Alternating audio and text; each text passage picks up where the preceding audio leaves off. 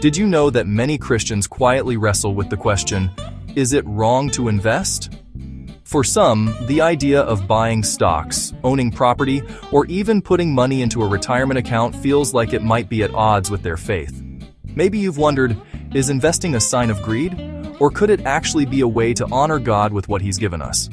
Some people worry that investing is just another form of gambling, rolling the dice and hoping for a lucky break. But is that really true? Or could investing, when done wisely, actually be a form of biblical stewardship? Let's dig into this together and separate fact from fiction. First, let's bust a big myth that keeps a lot of Christians from investing with confidence. The myth that investing is just like gambling. That's simply not true.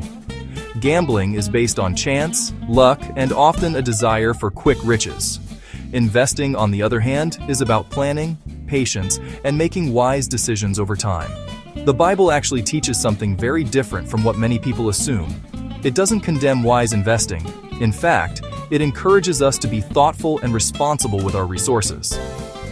In Matthew 25, Jesus tells the parable of the talents, a story that's all about how we handle what God entrusts to us. In the parable, a master gives 3 servants different amounts of money, called talents, before leaving on a journey. 2 of the servants take what they've been given and invest it. They work hard, make wise choices, and multiply their master's money. But the 3rd servant, out of fear, buries his money in the ground and does nothing with it.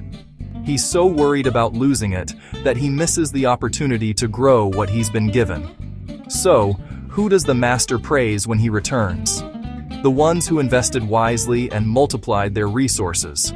The master calls them good and faithful servants. The one who hid his money, he's called wicked and lazy. So why does God approve of wise investing? Let's break it down. First, when you invest, you multiply the resources God has given you. It's like planting seeds in a garden. Over time, those seeds can grow and provide even more. Second, investing helps you prepare for the future. Life is full of unexpected twists and turns, and wise planning allows you to weather storms and provide for yourself and others when times get tough. Third, investing allows you to provide for your family, not just for today, but for generations to come. It's a way to show love and responsibility to those who depend on you. Proverbs 13:22 says, "A good man leaves an inheritance to his children's children." That's a clear call to think beyond ourselves and plan for the future of our families. That's what planning ahead is all about, using wisdom to bless others, even those you may never meet.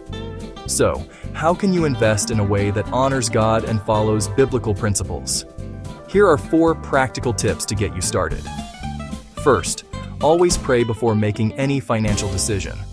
Ask God for wisdom, guidance, and a heart that seeks His will above all else. Second, steer clear of greed and get-rich-quick schemes. The Bible warns us that the love of money is the root of all kinds of evil. Don't let flashy promises or pressure lead you astray. Third, start small and be patient. Consider simple, proven options like index funds, ETFs, or retirement accounts. You don't need to be an expert or have a lot of money to begin. Just take the first step and keep learning as you go. And finally, never invest money you can't afford to lose. Make sure your basic needs and responsibilities are covered first. Investing should be done with wisdom, not with desperation or fear. Remember, investing isn't about chasing quick riches or comparing yourself to others. It's about being a faithful steward, patiently growing what God has entrusted to you for His glory and the good of those around you. So, the next time you think about investing, remember, it's not just about money. It's about using wisdom, honoring God, and blessing your family and community for years to come.